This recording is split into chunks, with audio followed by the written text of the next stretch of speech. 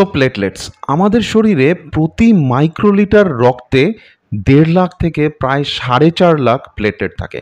এবং জানেন কি এই প্লেটলেট কোথায় উৎপন্ন হয়? এই প্লেটলেট আমাদের বোন ম্যারোর মধ্যে সব থেকে বড় যে সেল, যাকে বলা হয় মেগা ক্যারিওসাইট, সেই সেল থেকে উৎপন্ন হয়। এই মেগা ক্যারিওসাইটের যে পেরিফেরাল সাইটোপ্লাজম, সেই সাইটোপ্লাজম ধীরে ধীরে ব্লাড ভেসেলের মধ্যে প্রবেশ করে এবং তারপর তা মেগা ক্যারিওসাইট থেকে বিচ্ছিন্ন হয়ে ক্ষুদ্র ক্ষুদ্র প্লেটলেট উৎপন্ন করে। আমাদের শরীরে নিয়মিত প্লেটলেটের টার্নওভার চলতে থাকে, অর্থাৎ বোন ম্যারো থেকে প্লেটলেট উৎপন্ন হয় এবং তা লিভার এবং স্প্লিনে গিয়ে ডেস্ট্রয়েড হয়।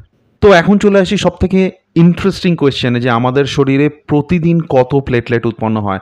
আমাদের শরীরে প্রতিদিন গড়ে 100 থেকে 200 বিলিয়ন প্লেটলেট উৎপন্ন হয় এবং প্রতি সেকেন্ডের হিসাবে আসলে প্রতি সেকেন্ডে প্রায় 10 লাখ থেকে 20 লাখ পর্যন্ত প্লেটলেট উৎপন্ন হয়। আর কমেন্টে আমাকে জানান যে একটি প্লেটলেটের গড় আয়ু কত।